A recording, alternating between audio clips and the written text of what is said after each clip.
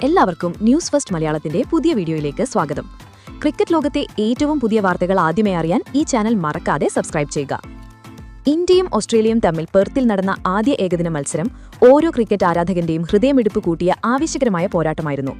മഴയെ തുടർന്ന് തടസ്സപ്പെട്ട ഈ മത്സരത്തിൽ ആദ്യം ബാറ്റ് ചെയ്ത ഇന്ത്യ 26 ഓവറിൽ 9 വിക്കറ്റിന് 136 റൺസെടുത്തു. എന്നാൽ DLS നിയമപ്രകാരം 131 റൺസ് വിജയലക്ഷ്യം പിന്തുടർന്ന് ഓസ്ട്രേലിയ ഈ മത്സരം സ്വന്തമാക്കുകയായിരുന്നു. ഈ തോൽവി ഇന്ത്യൻ ആരാധകരെ നിരാശരാക്കി. എന്നാൽ ഏറ്റവും കൂടുതൽ ശ്രദ്ധേയമായത് മത്സരശേഷം നടന്ന ഇന്ത്യയുടെ യുവ ക്യാപ്റ്റൻ ശുഭ്മാൻ ഗില്ലിന്റെ വൈകാരിക പ്രസ്താവനയാണ്. രോഹിത് ശർമ്മയെയും വിരാട് കോഹ്ലിയെയും കുറിച്ച് അദ്ദേഹം പറഞ്ഞ കാര്യങ്ങൾ എല്ലാവരെയും അമ്പരപ്പിച്ചു. അദ്ദേഹത്തിന്റെ ക്യാപ്റ്റൻസി, ടീമിന്റെ തോൽവി, രോഹിത് കോഹ്ലിയുടെ പങ്ക് എന്നിവയെക്കുറിച്ച് ഗിൽ തുറന്നു സംസാരിക്കുകയുണ്ടായി. ഈ മത്സരത്തിൽ ടോസ് നേടിയ ഓസ്ട്രേലിയ ആദ്യം ബോൾ ചെയ്യാൻ തീരുമാനിച്ചു. എന്നാൽ ഇന്ത്യയുടെ ബാറ്റിംഗ് മോശമായിരുന്നു.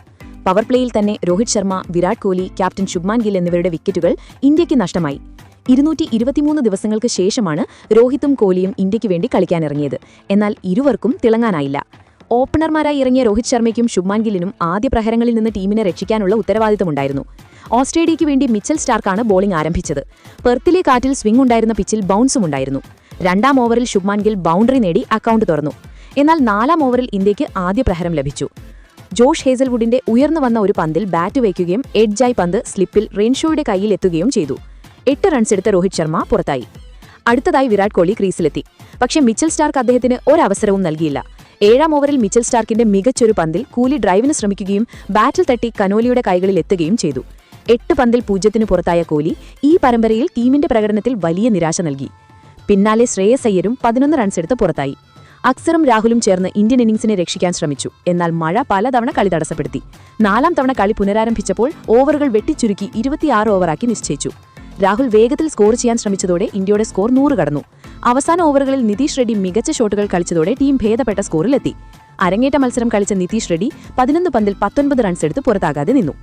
ഓസ്ട്രേലിയയ്ക്ക് വേണ്ടി Matthew Kuhnemann, Mitchell Owen, Josh Hazlewood എന്നിവർ 2 വിക്കറ്റ് വീതവും മിച്ചൽ സ്റ്റാർക്കും നഥൻ എല്ലിസും ഓരോ വിക്കറ്റ് വീതവും വീഴ്ത്തി. മഴ കാരണം 4 തവണ കളി തടസ്സപ്പെട്ടതിനാൽ 26 ഓവറിൽ 9ന് 136 എന്ന നിലയിലായിരുന്ന ഇന്ത്യയുടെ സ്കോർ ഡക്വർത്ത് ലൂയിസ് നിയമപ്രകാരം ഓസ്ട്രേലിയയ്ക്ക് 26 ഓവറിൽ 131 റൺസ് വിജയലക്ഷ്യം കുറച്ചു. ഓസ്ട്രേലിയയുടെ ബാറ്റിംഗ് ആരംഭിച്ചു. ട്രാവിസ് ഹെഡിനൊപ്പം മിച്ചൽ മാർഷാണ് ഓപ്പൺ ചെയ്തത്.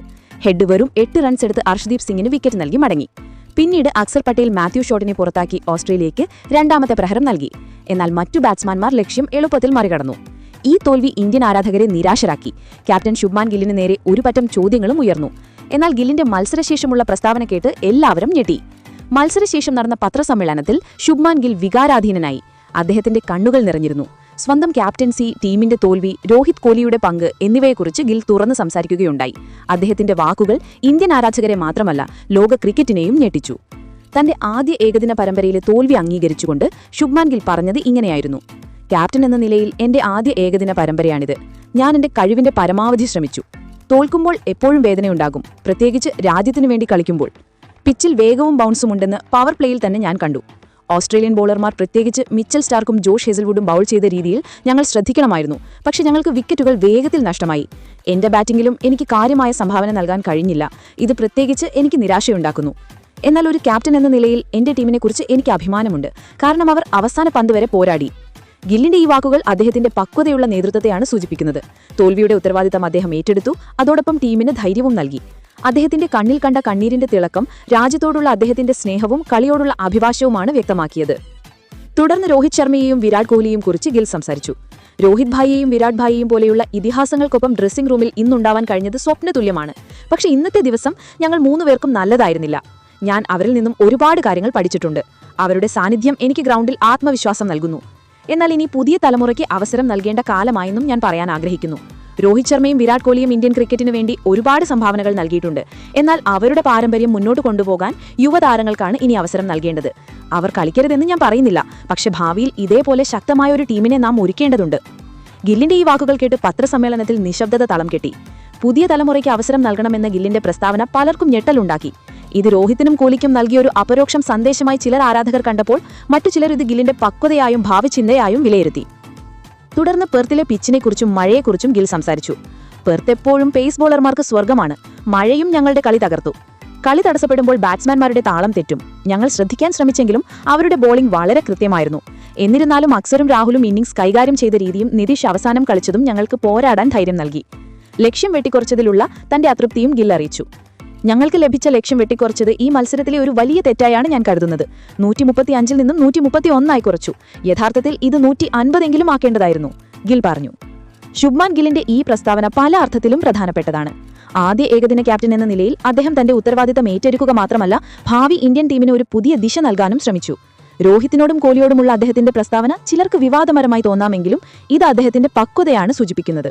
സീനിയർ താരങ്ങളെ ബഹുമാനിക്കുന്നുണ്ടെങ്കിലും യുവതാരങ്ങൾക്കും അവസരം ലഭിക്കണമെന്ന് അദ്ദേഹം വ്യക്തമാക്കുന്നു. ഗില്ലിന്റെ ക്യാപ്റ്റൻസിയിൽ ഇന്ത്യയ്ക്ക് ആദ്യമായിട്ടാണ് ഇത്രയും അടുത്ത മത്സരത്തിൽ തോൽവി നേരിടേണ്ടി വന്നത്. എന്നാൽ ഈ തോൽവിയിൽ അദ്ദേഹം നിരാശനല്ല എന്ന അദ്ദേഹത്തിന്റെ പ്രസ്താവനയിൽ നിന്നും വ്യക്തമാണ്. സമ്മർദ്ദത്തിൽ ഉറച്ചുനിന്ന് അദ്ദേഹം തന്റെ നേതൃത്വ പാടവം തെളിയിച്ചു. എന്തായാലും ശുഭ്മാൻ ഗില്ലിന്റെ ഈ പ്രസ്താവനയെക്കുറിച്ച് നിങ്ങൾക്ക് എന്താണ് പറയാനുള്ളത്? അദ്ദേഹം പറഞ്ഞത് ശരിയാണോ, അതോ ഇത് രോഹിത്തിനും കോഹ്ലിക്കും അനീതിയാണോ? നിങ്ങളുടെ അഭിപ്രായം താഴെ കമന്റായി രേഖപ്പെടുത്തുക. അപ്പോൾ ഇതുപോലത്തെ കൂടുതൽ ക്രിക്കറ്റ് വാർത്തകൾക്കായി ഈ ചാനൽ മറക്കാതെ സബ്സ്ക്രൈബ് ചെയ്യുക.